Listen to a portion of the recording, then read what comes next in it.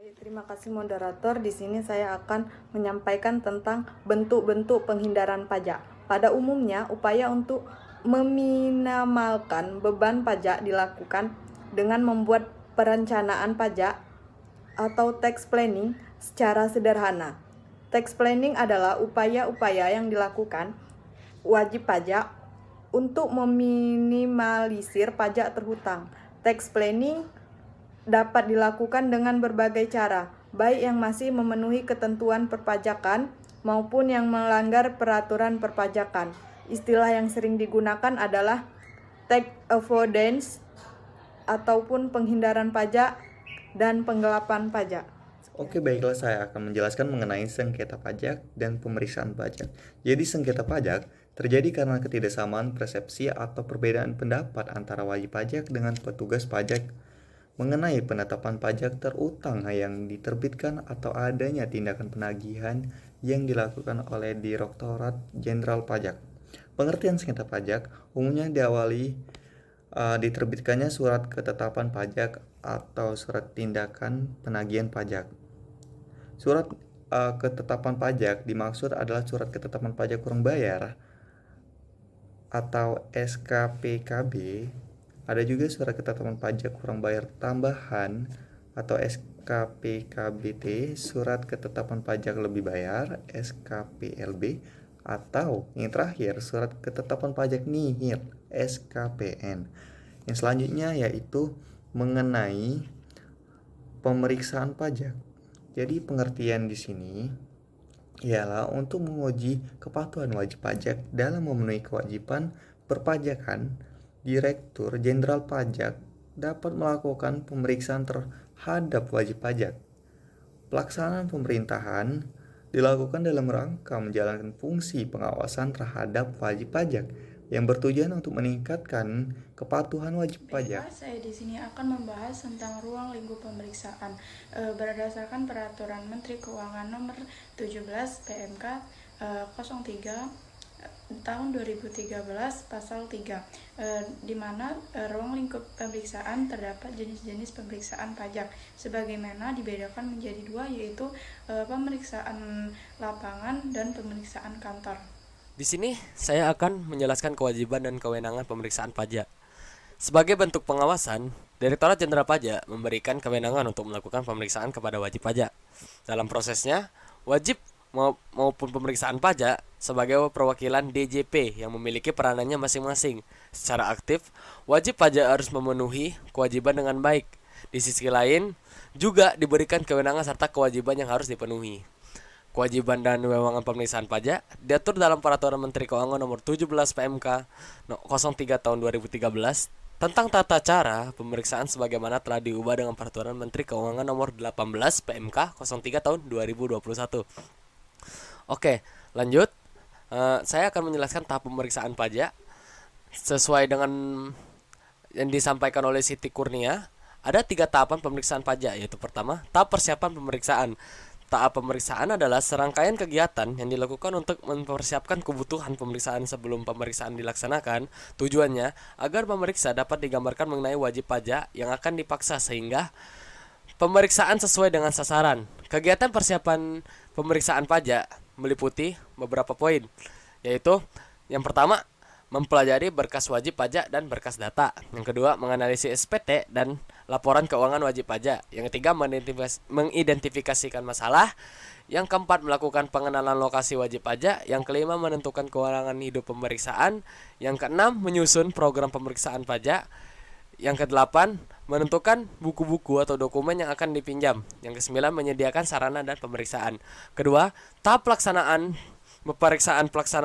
adalah serangkaian kegiatan yang memulai melakukan pemeriksaan yang meliputi memeriksa di tempat wajib pajak. Yang kedua, melakukan penilaian atas sistem pengendalian intern, memutakhirkan ruang lingkup dan program pemeriksaan. Dan yang terakhir, melakukan pemeriksaan atas buku-buku, catatan, dan dokumen-dokumen lainnya. Oke, tahap ketiga yaitu tahap pelaporan. Pemeriksaan setelah dilakukannya, tahapan-tahapan pemeriksaan maka harus dibuat laporan hasil akhir. Pemeriksaan yang berisi laporan mengenai proses yang perlu dipertanggungjawabkan oleh pemeriksaan pajak. Laporan hasil pemeriksaan merupakan hasil untuk menerbitkan sebuah ketetapan pajak (SKP) yang sifatnya terikat hukum yang mempengaruhi terhadap wajib pajak maupun yang pemeriksaan pajak itu sendiri. Oke, sekian dari saya. Mungkin dilanjutkan oleh kelompok Ini saya. saya melanjutkan materi tentang keberatan pajak dan benik pajak. Keberatan pajak adalah mekanisme yang disediakan Ditjen Pajak bagi wajib pajak yang tidak puas dan tidak sependapat dengan hasil pemeriksaan pajak. Biasanya wajib pajak yang menempuh upaya hukum untuk melalui pengajuan keberatan pajak tidak puas dengan penetapan jumlah pajak rugi, total jumlah pajak, dan jumlah potongan pajak yang diputuskan oleh petugas pemeriksaan. Kemudian ruang lingkup keberatan pajak. Keberatan pajak yang disampaikan wajib pajak biasanya diajukan atas: pertama, surat ketetapan pajak lebih bayar atau SKPLB. Yang kedua itu ketetapan pajak kurang bayar atau SKB PKB. Yang ketiga itu surat ketetapan pajak kurang bayar tambahan atau SKPKBT. Yang keempat itu surat ketetapan pajak nihil atau SKPN. Yang kelima itu pemotongan atau pungutan pajak oleh pihak ketiga berdasarkan ketentuan peraturan perpajakan. Seperti disinggung di atas, keberatan pajak adalah mekanisme yang disediakan oleh Ditjen Pajak. Oleh karenanya, pengajuan keberatan pajak memiliki dasar hukumnya tersendiri, yakni yang pertama pada Undang-Undang Nomor 6 Tahun 1983 tentang Ketentuan Pajak Umum dan Tata Cara Perpajakan yang telah beberapa kali mengalami perubahan. Yang kedua, Peraturan Menteri Keuangan Republik Indonesia Nomor 202 PMK Nomor 03 2015 tentang tata cara pengajuan dan penyelesaian keberatan syarat pengajuan keberatan pajak. Tidak semua wajib pajak dapat mengajukan keberatan pajak. Wajib pajak yang mengajukan keberatan pajak harus memenuhi sejumlah persyaratan. Yang pertama, pengajuan secara tertulis menggunakan bahasa Indonesia. Yang kedua, menuliskan jumlah pajak terutang, jumlah pajak yang dipotong atau dipungut, atau jumlah rugi menurut penghitungan wajib pajak disertai dengan alasan yang menjadi dasar penghitungan. Yang ketiga, satu keberatan diajukan hanya untuk satu surat ketetapan pajak atau pemotongan pajak, atau satu pungutan pajak disesuaikan dengan kasus keberatan yang diajukan oleh wajib pajak.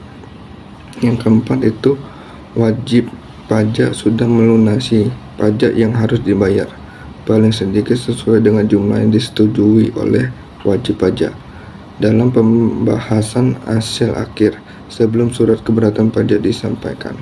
Yang kelima itu diajukan dalam jangka waktu 3 bulan sejak surat ketetapan pajak dikirim atau sejak terjadi pemotongan atau pungutan pajak oleh pihak ketiga. Yang keenam, keberatan pajak harus ditandatangani oleh wajib pajak. Yang ketujuh, keberatan pajak disampaikan ke KPP atau Kantor Pelayanan Penyuluhan dan Konsultasi Perpajakan atau KP2KP yang berada dalam wilayah wajib pajak bersangkutan.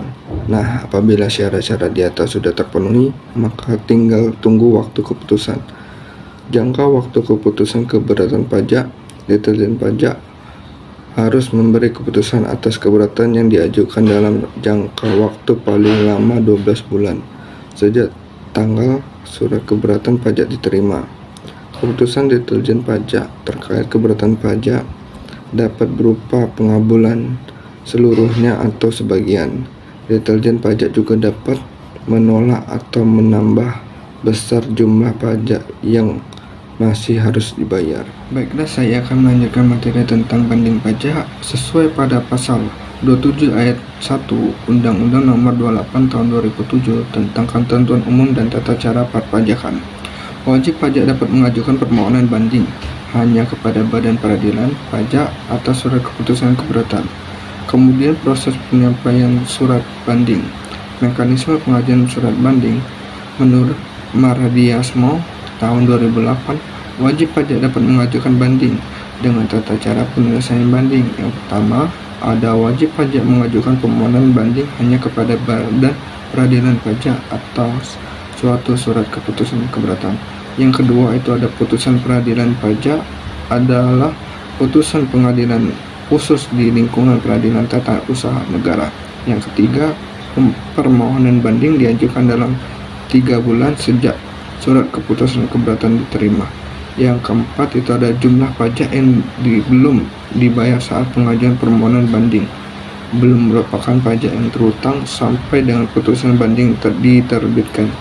Yang kelima, bila permohonan banding ditolak atau tidak dikabulkan sebagian, wajib pajak dikenakan sanksi administrasi atau denda 100% dari jumlah pajak sesuai banding dikurangi pembayaran pajak yang telah dibayar sebelum mengajukan keberatan.